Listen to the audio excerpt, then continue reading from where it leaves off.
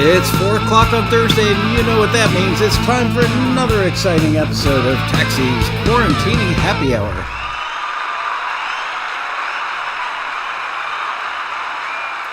Hello, you guys. How are you? Hopefully you can see me now, because today we're going to talk about titling instrumental cues. I'm excited to do this. It's going to be fun. You guys are going to offer up some suggestions, and we're going to talk about them.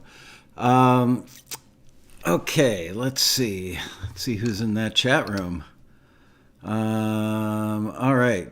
L. Harrison, Andre Stepanian, Ewert Williams, Dan Weber, Simon Burnham, John Pearson, Peter Rahill, Bob Gunnerfeld, Il Rosso Emil, Jan Weilage, Glenn Letts, Chris Anderson, Songs from a Headband, Greg Carroza, Andre Stepanian, Terrell Beckless, Patrick Kelly, Marion Laird, Tony Salazzo, Ian Shortle, Pat Wara, wow, Kimberly Smith, Will Derryberry, Kerry Harchin, Ewert Williams, I already said, Simon Burnham, Darren Fletcher. Hello, everybody. Yeah, I messed up, forgot to push a button before because I was so busy watching you guys in the chat room and talking about Marseilles and Ottawa, Illinois, and our basketball rivalry back in the 60s when I was a kid. Anyway, we're going to talk about titling instrumental cues. We've talked about it before, but I thought it might be fun to play a little, not a game so much, but I'm going to throw out some genres and have you guys toss out some titles for cues that would be in those genres. And then when we're done with all that, I'm going to surprise you with a twist. So hang in there and remind me to give you the twist at the end. But first, I want to talk about the show we did the other day on Tuesday, where I played individual tracks from a 16-track Eagles master that didn't get released as a record of Take It Easy. As I suspected, YouTube's algorithm caught it and they blocked the show. So the show still exists. I can see it. Unfortunately, the public can't see it. But I wanted to tell you that the ironic thing is that the Warner Music Group blocked it.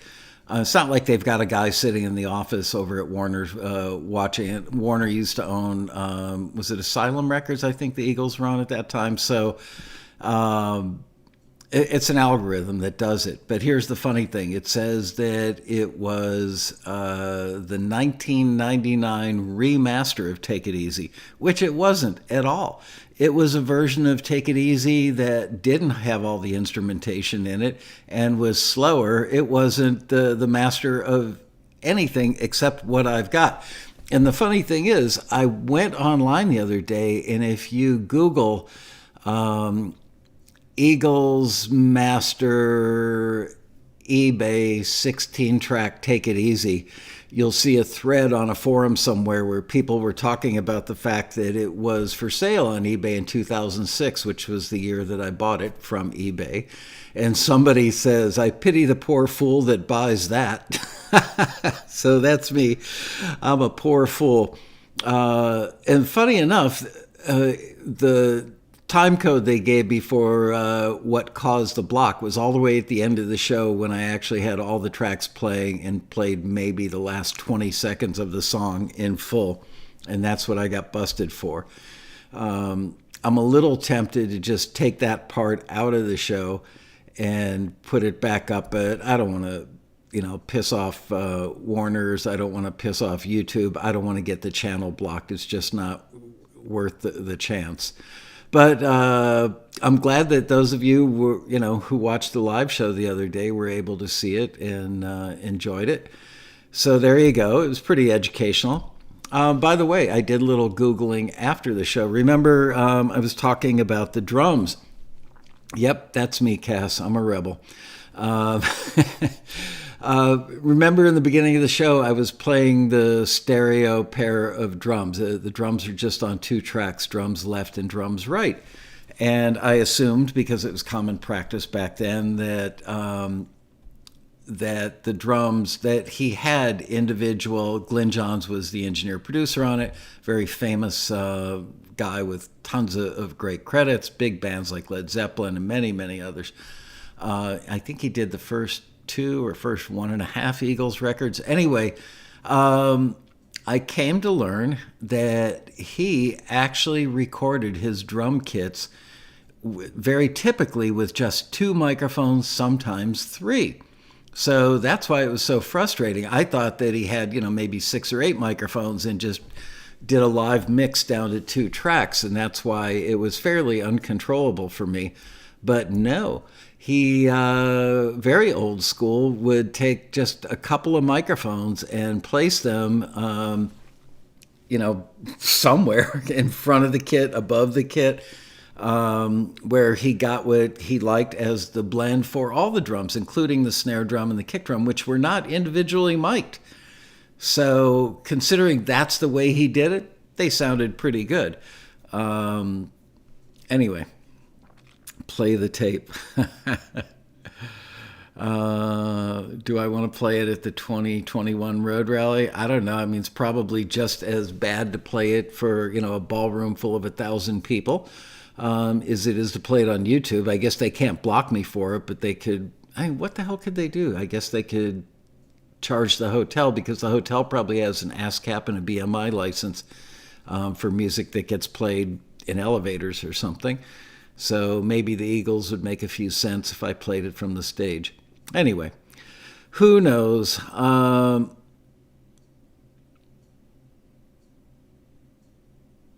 Yeah, you're right. Well, actually, no, there were places, Cass, in there where there were a couple places where Tom Tom showed up, but you couldn't hear him very well.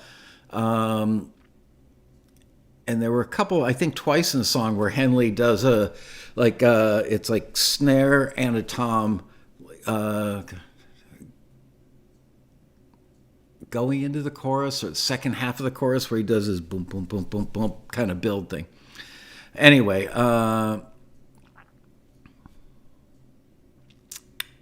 so that's that. Sad that it's not up there for more people to enjoy. So let's talk about titling instrumental cues. For those of you who don't know, and I'm pretty sure that many of you know that, many of you have heard this before, many of you are experienced enough to know this stuff, but for new people who might watch this episode, they may not know. And that is that you can actually generate more income by doing a good job of titling your instrumental tracks correctly. Editors, let's take the case of reality TV shows. Video editors sitting in a video edit bay have what are called bins, which is basically an electronic bucket full of musical cues, instrumental cues primarily for reality shows. Excuse me. And so let's say that the editor is working on what they call a beat, which is just a section of a scene. So it's basically a thought or an idea in a section of a scene, and they're looking for music for that beat. So let's assume that it's a funny little moment, and it lasts for 9 seconds. So the editor then is going to go open up their music bin, and they're going to see this long, long list of instrumental cues organized by genre.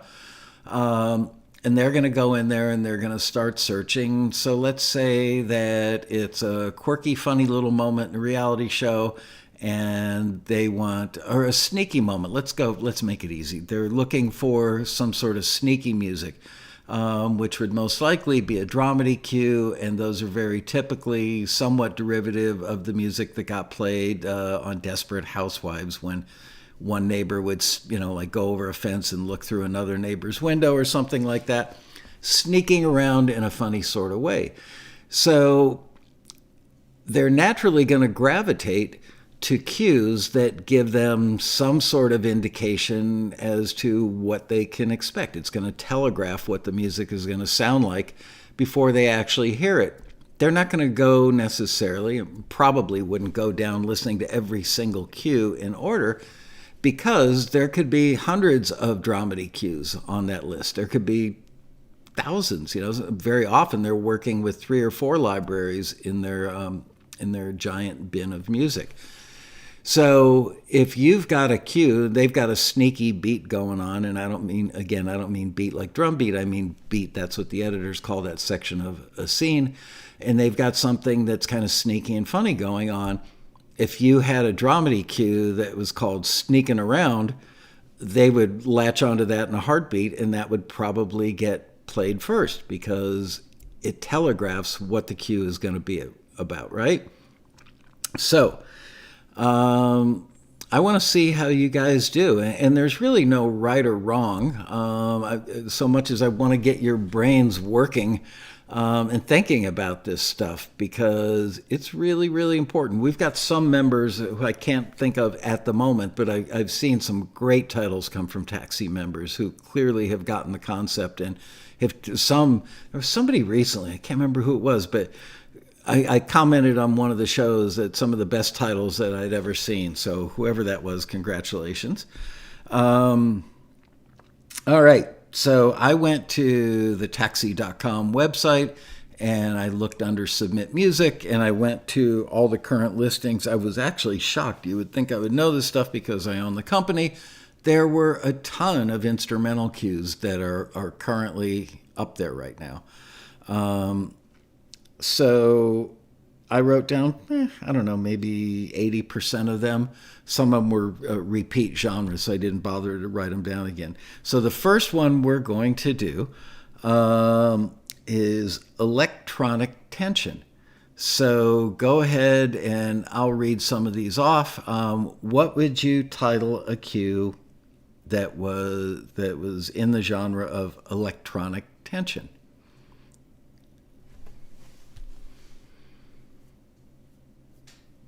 Dum, dum, dum. Oh, I shouldn't hum that. I'll probably get get blocked again.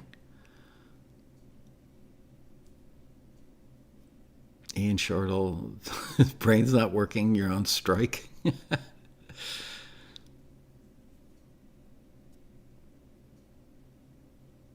Coming Down. Wired. Rebel Robot.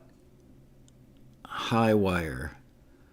Tense Moments, Cybershock, Itch You Can't Scratch, Pat Wara, It Depends on What the Cue Sounds Like. Well, electronic tension, so let's say the editor's working on a scene where they're looking through a microscope trying to identify a virus. How's that for apropos?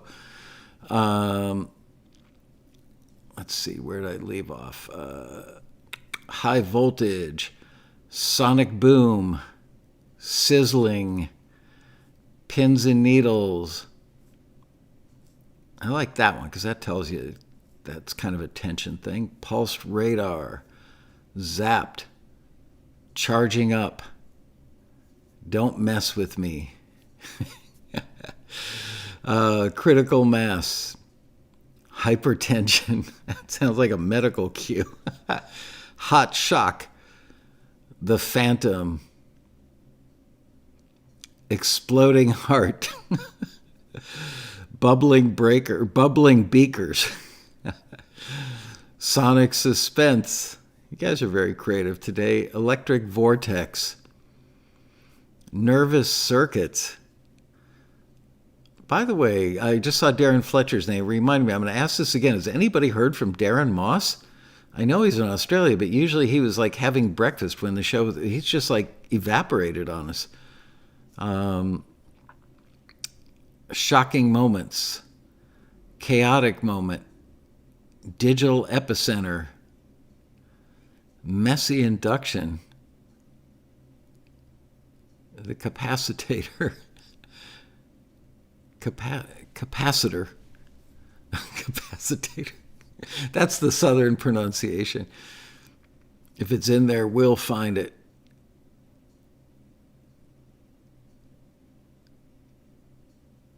Fried my butt. Oh, man. Rumbling bites. Not lately. Voltage overload. Electronic tension, nerves of steel, zip zap and boom, burning sensation, tense trons. Darren Moss may be working. I don't know. I always got the feeling that Darren owns his own ad agency. I don't think he ever worked. He spent way too much time with us. Zap. Generator station. I said electronic tension, not electric tension.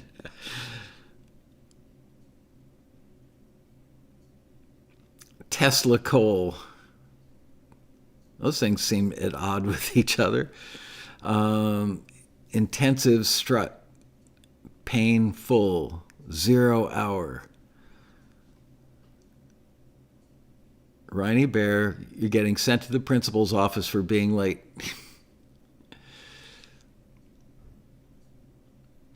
Breaking the beakers.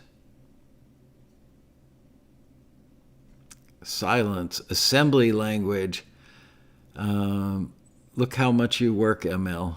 What? That's a title? Cross circuits. What's up, ohms? Oh, man. Ohm countdown. Tin can phones. CPU overload. But they're talking about electronic music, not a scene with electronics in it. Electronic tension, like, you know, womp, bump, bump, bump, bump, bump, bump, bump, bump.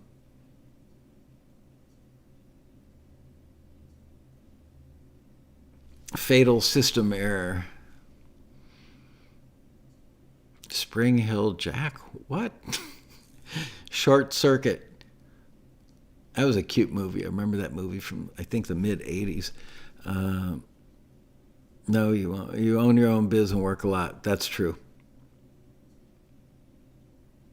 Fork versus outlet. Gives a whole new meaning to get forked. Circuit breaker. Run Lola. 4 on the floor. Pulsing path. I like ones with pulsing in it, if it were that kind of cue, if it were an arpeggiated womp, bump, bump, bump, bump, bump, bump. Because that tells the editor something, pulsing. The full thrill. We are your family, ML. You care about us when we miss a show. Good guy. Oh, thanks. That's a really long title, Dan, but thank you. Behind you. What?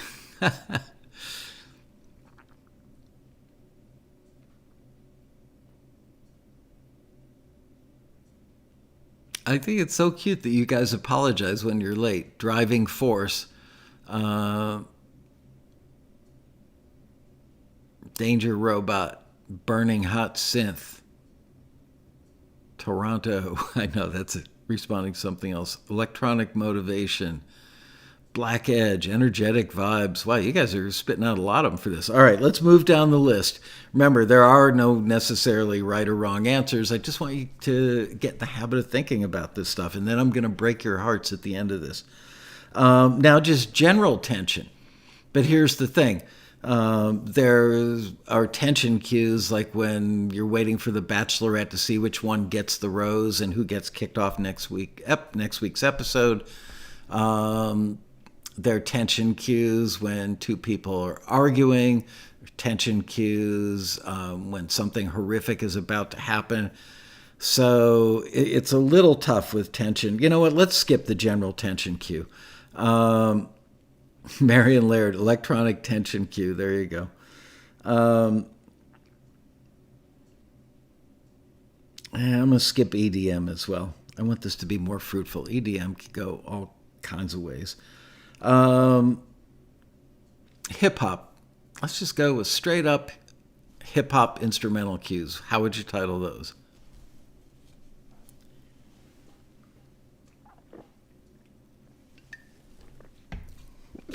Excuse me. Where did my pen go? There it is.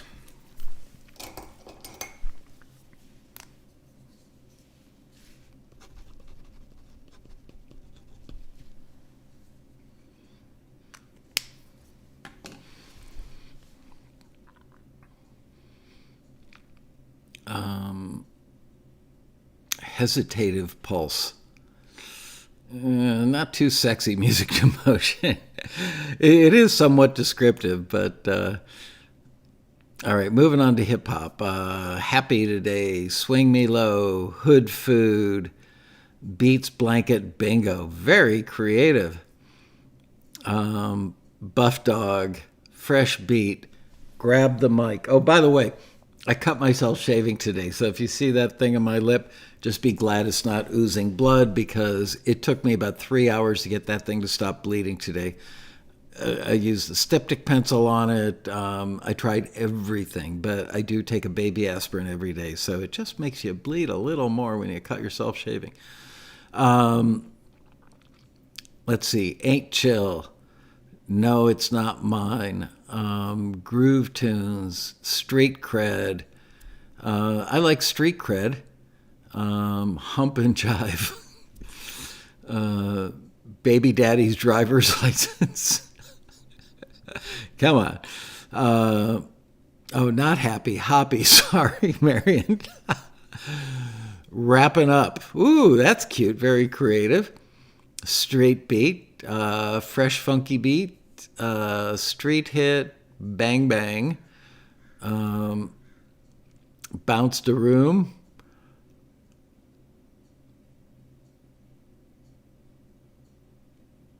You guys are very funny today, Terrell Beckless. Our hip-hop cues titled differently from hip-hop.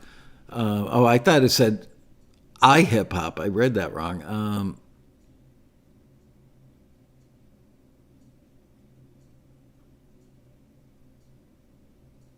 Hoodies, I like that. Johnson Factor, I don't know. Ain't No Stopping Us. See, that describes a type of hip-hop cue.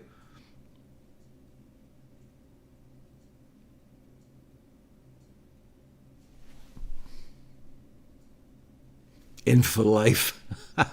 That's actually kind of a good title, because it tells you that it's kind of badass, you know? I like that one. If it were, in fact, a badass cue. Boomdog. Get Off of My Grass. So you're that guy, huh, Peter? Kids, get off of my lawn, or I'm going to grab you by your collar and drag you home to your parents. Gangsta Kid. Too Cool to Rule. Deep Hop. We Got This. Flap the Jack. Jump. Hip and Hop. Urban Sunset. Gonna Get This Done. Oh, Music to Motion. You're on a roll. Not bad for a guy from Marseilles. Remember on the TV show Cheers, where the Woody Harrelson character always talked about some other town near the small town he grew up to, and they always made fun of the people from that town? I think that's how the people from Marseilles and Ottawa were about each other. I think Marseilles is like 9 miles from Ottawa, if I remember correctly. Ooh, Darren Fletcher had a good one, somebody says. I got to scroll back up and see if I can find that. I can't. There it is. In for Life. Yeah, there you go. That one I liked.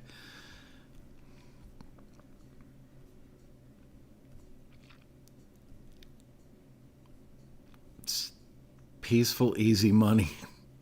That's Eagles Hop, huh? Beat Down. I like that. Dead on It. That's good. Bustin' Moves could work if it were kind of a dancey hip-hop thing. I mean, it does give you an indication of what you're going to hear. Stop and Hop. Cute. I don't know that describes the music. Hip to the Flip and the flippin' lot.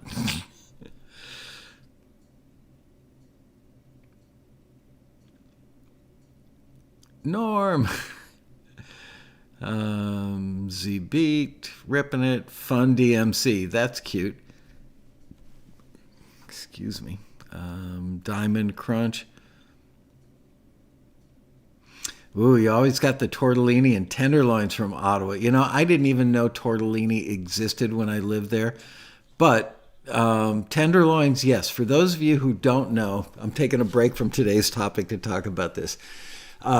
Three states, to the best of my knowledge, Iowa, Illinois, and Indiana, have these things called tenderloins.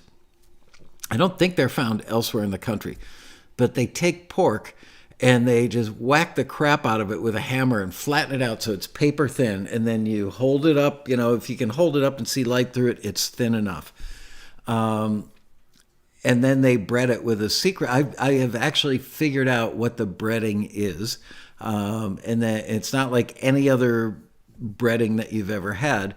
And they deep fry it, and it comes out about this big, and it's irregular and kind of bumpy, and they throw it on a hamburger bun. I used to eat mine with just yellow mustard on it and a couple of onion ringlets, and that on a Friday night at the local drive-in after a football game. After you have a tenderloin, there is no going back to burgers. So once I figured out what the secret breading is, I've started making them because we don't eat pork in our house. I've started making them out of chicken, which it's really hard to get it that thin without it tearing. But yeah, it's kind of like chicken fried pork.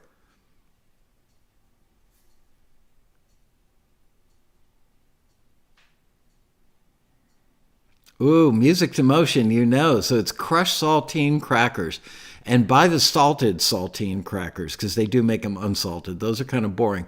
And they've got to be fresh. Can't be from an open packet, but you take the saltine crackers, put them in a blender, pulverize them, or you could just put them in a Ziploc and beat the crap out of it.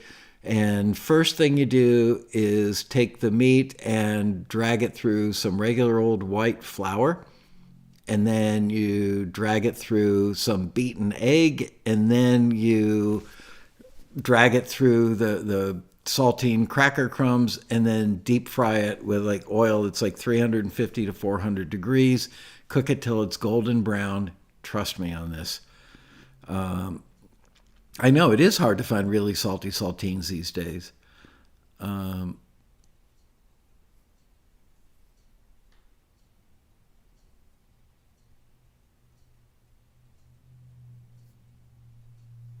Yeah, just they're incredible.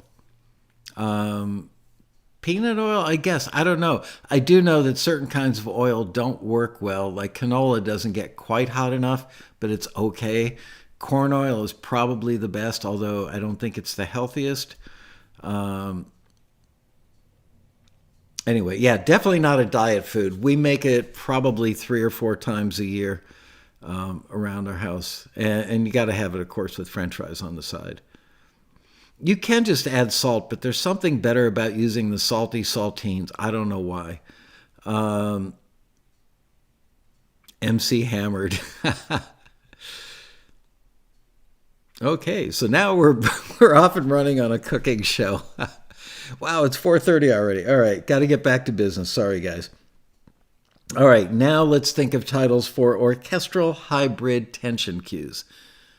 Once again, Johnny, that's orchestral tension hybrid cues. Many folks have a peanut allergy. Well, guess what? They're not coming over for dinner.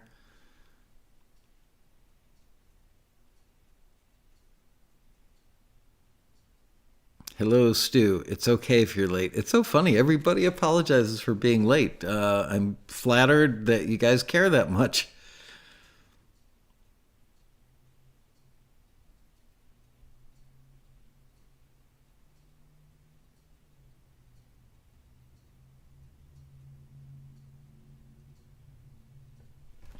Yeah, the recipe, I'm telling you.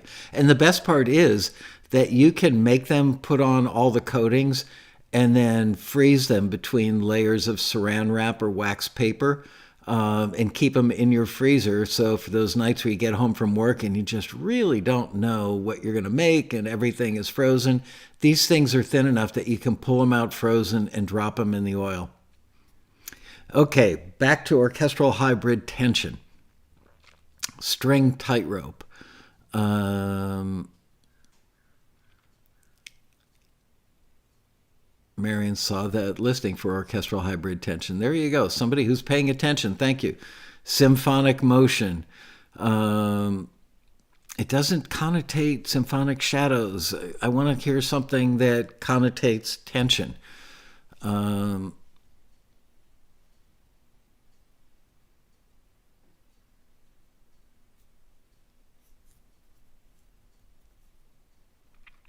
Beat oven first. What? Heads up. On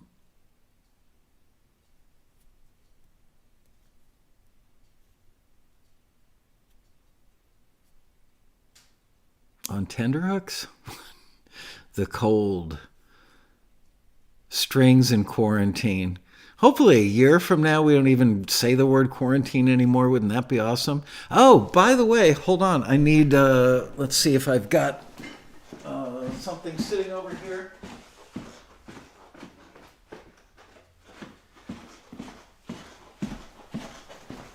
Okay. Today, we're getting education on how to prevent yourself from getting COVID. I'm not a doctor, but apparently neither is Fauci because he hasn't told us about this and he's had 11 months. So, we all put on our mask. Notice mine almost matches my shirt today. We all put on our masks like this, right? And we tuck them in around the nose and we're good to go. And off we go. Well, guess what? I just read an article from a mask manufacturer that makes this specific kind of mask, but I would guess that it applies to other kinds. The Fauci ouchie. We've all been doing this wrong. It's like, how hard can it be to put this on? How can you screw that up, right? Here's how. The mask manufacturer says that you get way better protection by doing it backwards. And here's why. Is because number one, the glue, where the glue holds the strings on, irritates some people's faces. And better if you swallow the mask. But having the strings on the outside apparently holds the mask tighter to your face. Here, I'm going to try a little exhale. Okay, that was the wrong way, which apparently is the right way. Oh, so my wife's makeup is on that one. No lipstick for me, kids.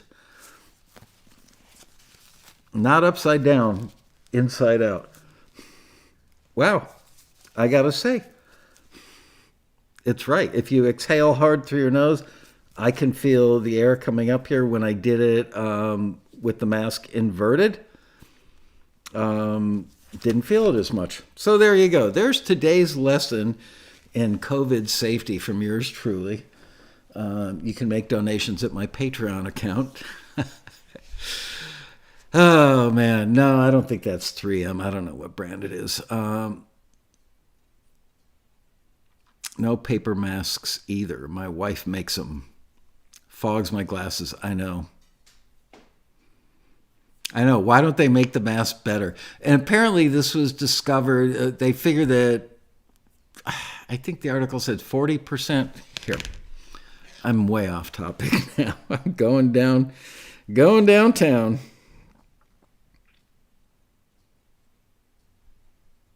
Oh, not there.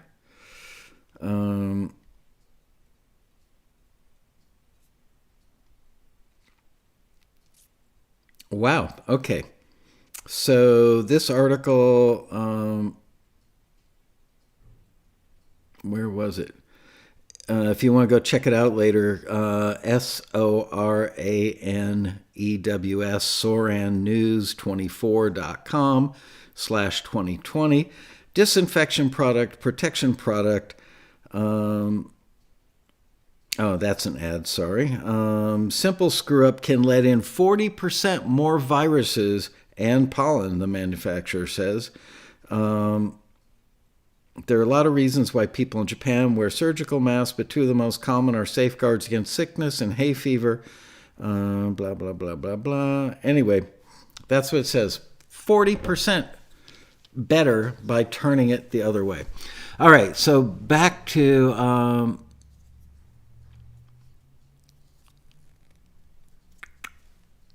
orchestral hybrid tension.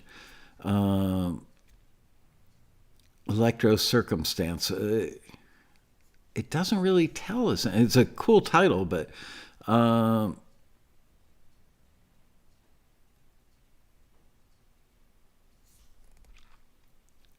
This article sounds fishy to me. Oh no, I believe it's on the internet, Pat. It's got to be real.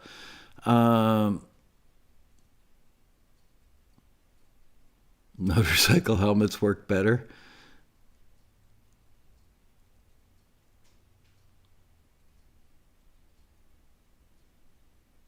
Stranger Strings. Now, see, that's a good title. Symphony in Suspense. Good. Symphonics Unknown. Hanging by a String. I like that. Orchestral. Yeah. High Strung Pit. It's a tough one. Hold Your Breath. Yeah, it doesn't have to necessarily say orchestral in it, right? Friction Factor, Masking the Flow, The Machine, Death Dance Trilogy. I don't know about that one. Gothic Encounters. The Gothic tells you something that may not necessarily be true. Philharmonic Aggravation. I'm not sure if that, Heidi, if that's a title or you're asking about masks. When will they be gone? Infrared Alarms, A Tense Moment. I'm sure that there are a million titles called A Tense Moment. Millions. But you know what? There's no law that says you can't have the same title.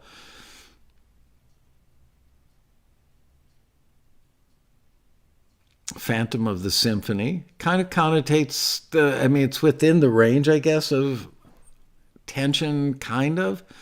But it's a cute title. Banjos Need Not Apply. Where Can I Hide? I like that one, Marion.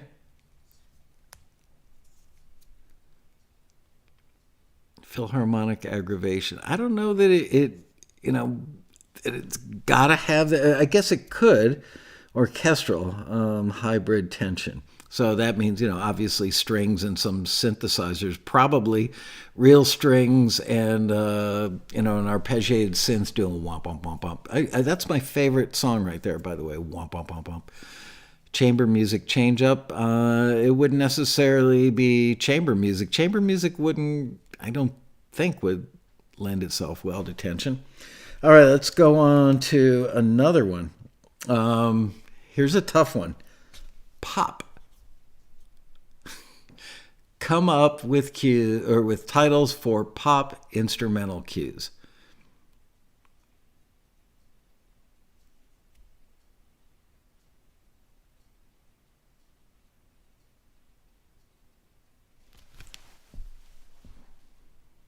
Oh yeah, if I go like this, then you can't see where I cut myself this morning. Come and Get This.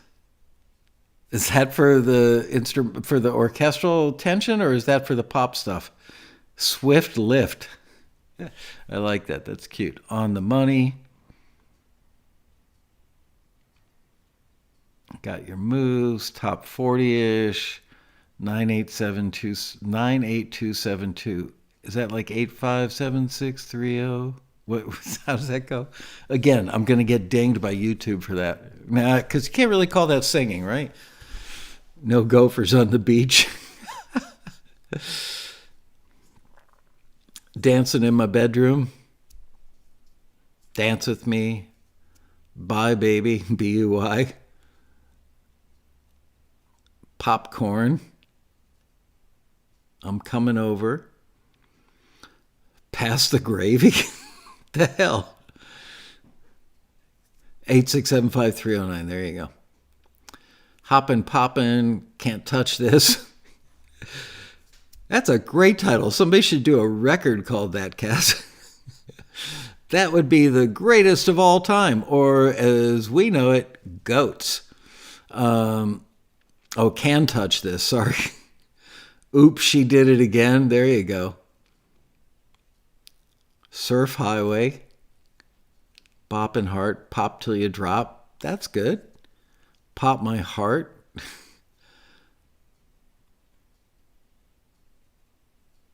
Part Tarts.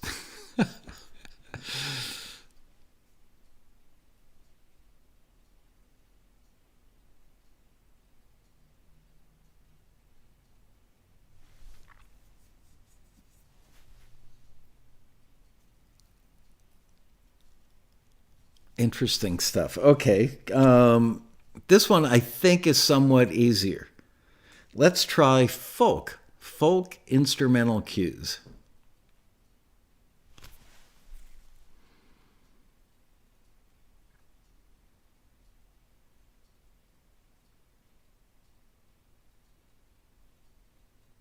I'm going to give you a really easy one after this.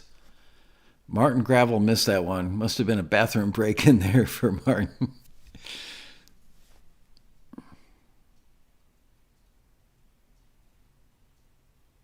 All Night Tip Your Waitress. Barn Dance. Easy River Day. I Way the Wind Blows. Southern Creek. Porch Songs. Mumford's at the Door. Autumn Harvest. You know what? Autumn Harvest is actually pretty good because it tells you something about how it's going to sound, right? So, we're not just trying to find catchy titles or unique titles, but we're trying to find something that telegraphs what the music is going to sound like. Hide Behind the Mountain. Guthrie Roots. Acoustic Heaven. Natural Nature. Relaxing on the River. That's a good one. My Dog is Smart. Did you give it an IQ test? Strumming Sunrise. Let's see. Strings Breeze. Hidden Trails. Potato Pie. That's cute. I don't know that it tells you anything, but it's a cute title. Roots and Boots. Busker's Call. Four Strings Attached. Yeah, Lazy River Blues from Stu Thaler. He says he's got one called Lazy River Blues. That tells you, what it's going to sound like. Wow, you guys are coming up with a bunch of them for this one. Riney's Restaurant. Magnolia Sugar. Folk You. Yeah, well, Folk You too. I'll probably get blocked for that.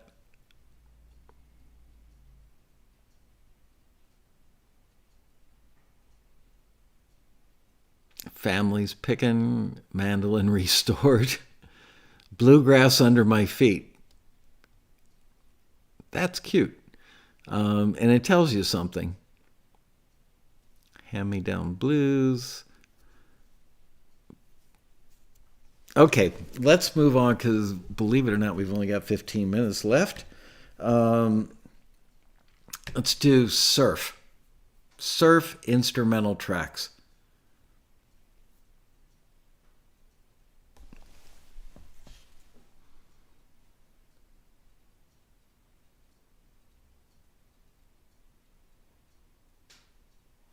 I should move a little bit so that the people watching the archive know that it's not a connectivity problem.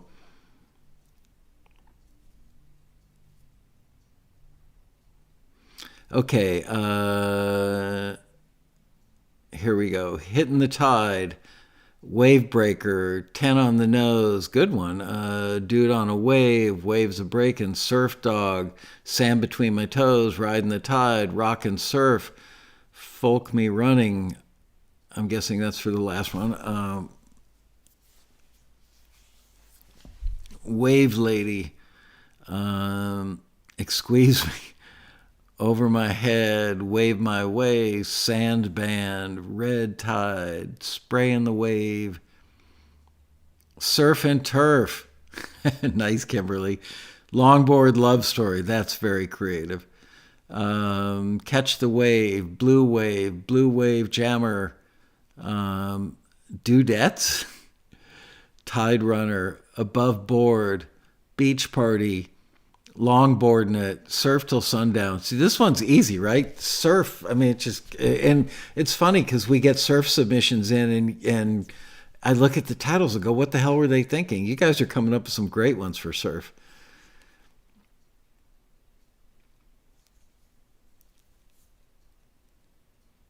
Oil on My Feet. Shark Killer, Moondoggy. I like that. Shark bit me. Not in Marseilles, Illinois. But you know what you get in Marseilles, Illinois? You get Asian carp jumping out of the river. Do you guys know about this? That in the Illinois River, and I believe the Fox River as well, which intersects with the Illinois River, right in my old hometown of Ottawa, Illinois, that there's been an explosion over the last probably 15, 20 years now of Asian carp. Just like if you get on any boat and drive, it's a substantial river. It's one of the major rivers in the Midwest. And you drive your boat through the river, you have to wear a hockey mask. I'm not kidding, a goalie mask, because these fish that weigh, they're anywhere from like this big up to probably 2.5 feet long. They come flying out of the water. They jump out of the water by the dozens. I mean, if you were to take a 1-mile trip in a boat, you would encounter dozens of these things just flying out of the water at you. So if you're doing, 5 or 10 knots in a speedboat, I guess that's not really speeding, but if you're doing 5 or 10 knots and a 4-pound fish comes flying out of the water face high, you're going to be injured. Carp, they're not just for breakfast anymore. Back to the fishing episode.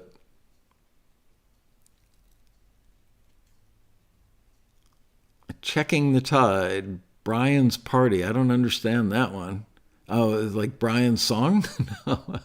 The Wetsuit Roll, My VW.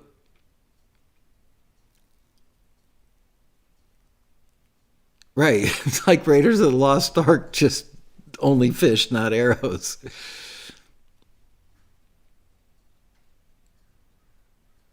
Yep, when they're ready to spawn, the fish are flying out of the water. I mean, when we get off air, because God forbid you watch something other than me, Google Asian carp, Illinois River, and watch the videos. You won't believe what you're going to see.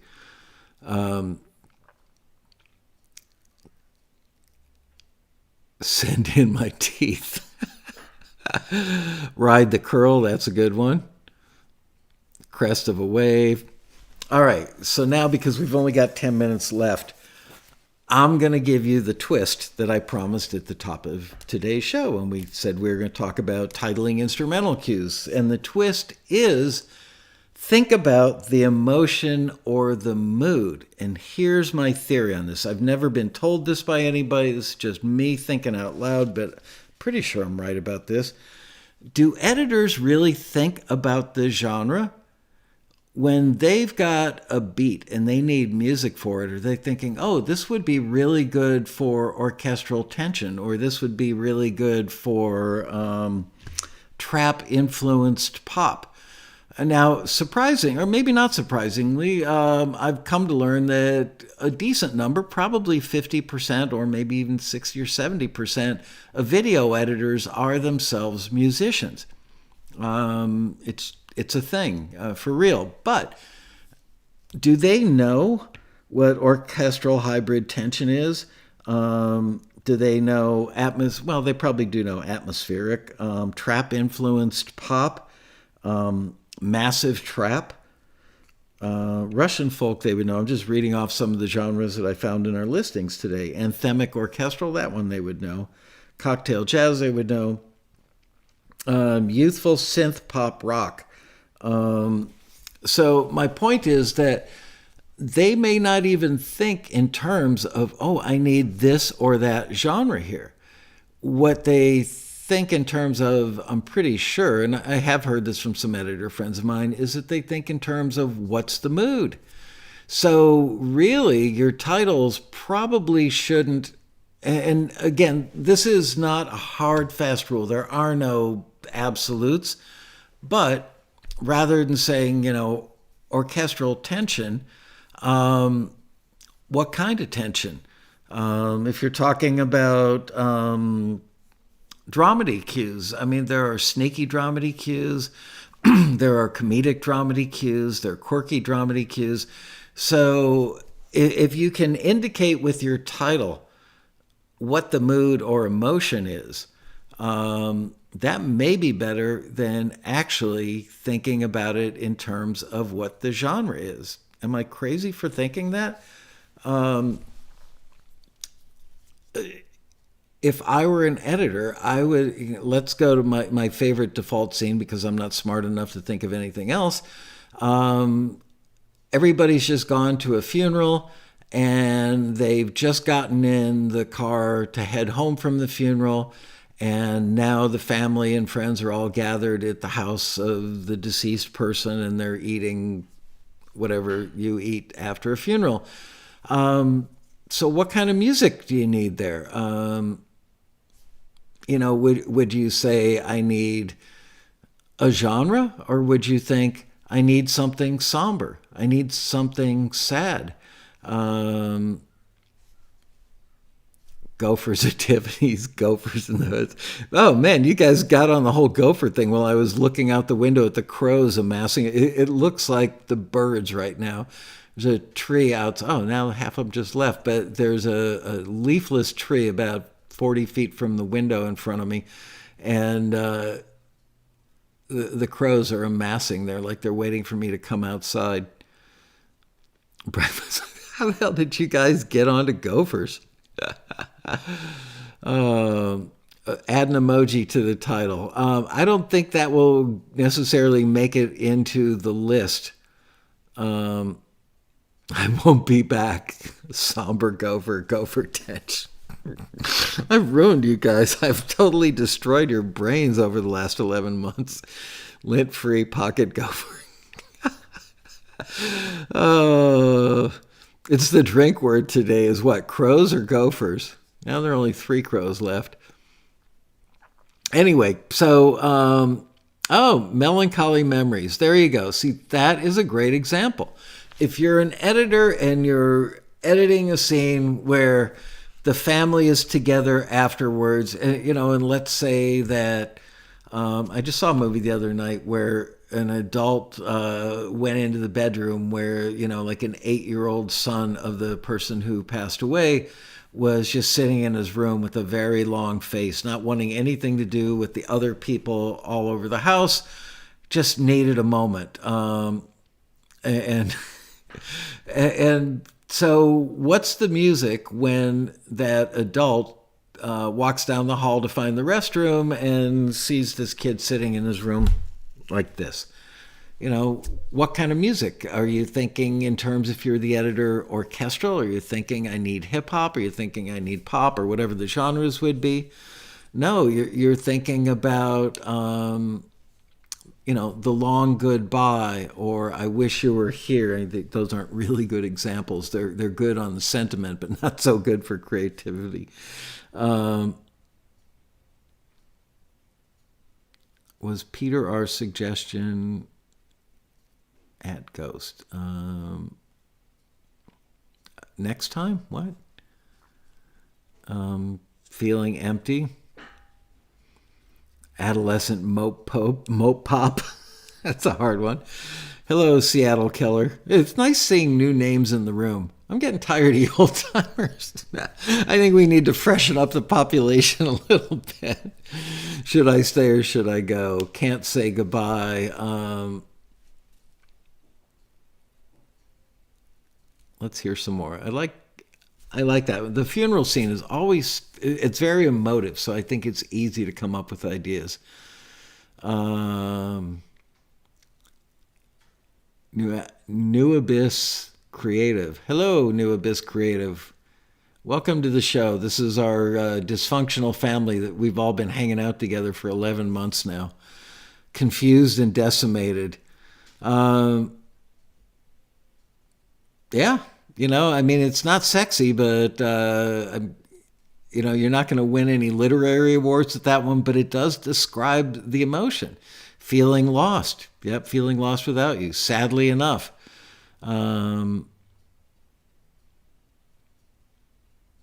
Wow, there's so many new people here today. Planimation. Hi, I'm new. Happy to be here. Well, welcome. We're happy to have you here. You may not want to come back after you meet us, but we're glad you're here. Silence in the Moment. Closure. That's good. Broken Spirit. Choking Back the Tears, Afterlife. Now you guys are getting the hang of it. See, all these titles that describe the mood are probably more useful to an editor. So if I'm the editor and I see, orchestral anything, okay, so it's orchestral. But, Choking Back the Tears, Broken Spirit, Silence in the Moment, Closure. I like that one a lot, Closure. There's another new person, Douglas Fuqua. Somber Reflection. Mistyped, I think. A couple extra letters in there. Over-rehearsed. To Not Say Goodbye. Dearly Departed. I like that one a lot. Chris, you've had some good ones today. Life is Short, so Party Hard. No, I made that part up. Reflecting on You. There you go. What Could Have Been. No More Thoughts and Prayers. 4 Courses of the Apocalypse. Sorry, that's pretty funny, Cass. Tear episode, Not Tonight, I Have a Headache. No, that's what brings on the right after those words are said, that's when the somber music comes. See, I've got a whole plan here at the Lasco residence. When my wife walks through the door, I say, how's your headache? And she goes, what headache? I'll miss your spaghetti. Oh, man. The sun has set. Saddest reminders. So many, so distant. I see you now. Final fugue.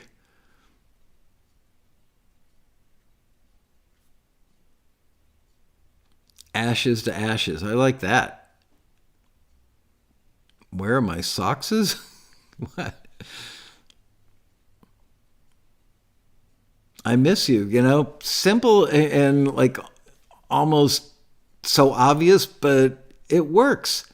If you're an editor and you've got a scene with an 8-year-old kid sitting on the bed in his room holding his baseball glove and, kind of putting a ball in there, clearly he misses his dad playing catch with him. I Miss You is a cue that I'm going to audition. Last Words, Life After, Saying Hello to Goodbye. Woo, stayed up late to think of that one. Don't Bother Dusting.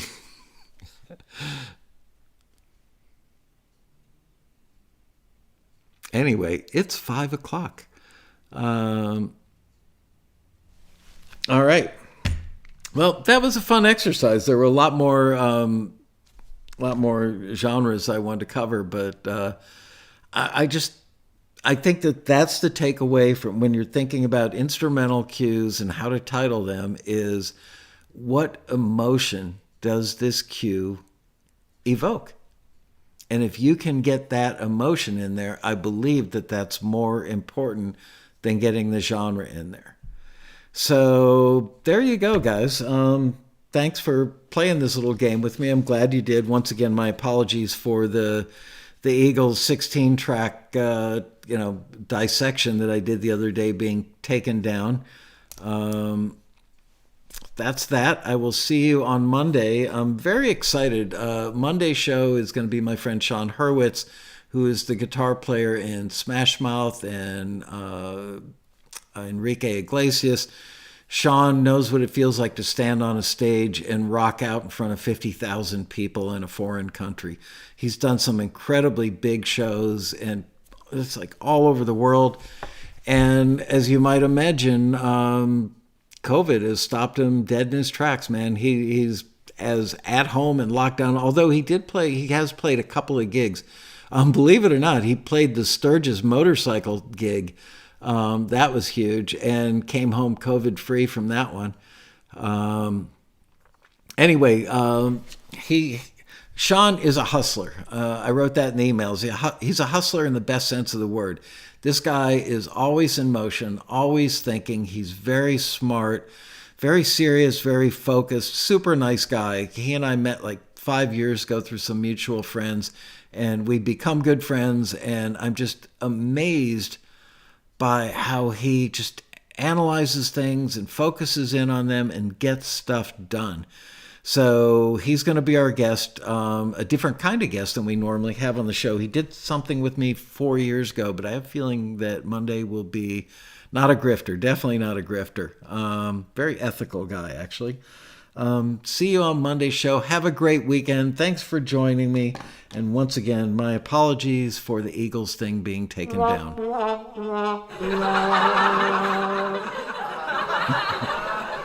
They're still laughing at me over there at YouTube. All right, you guys. Bye-bye. Have a great weekend.